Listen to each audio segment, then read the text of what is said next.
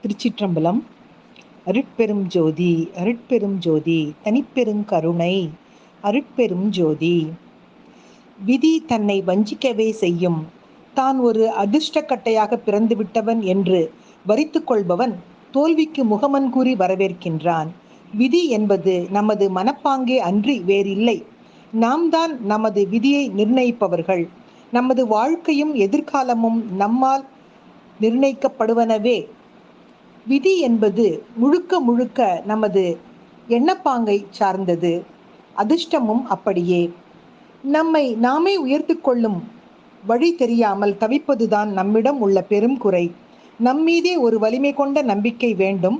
விடாப்பிடியாக அந்த முன்னேற்ற எண்ணத்தை கைவிடாமல் நம்மை மேலும் வலிமை படைத்தவராக ஆக்கிக்கொண்டே போக வேண்டும்.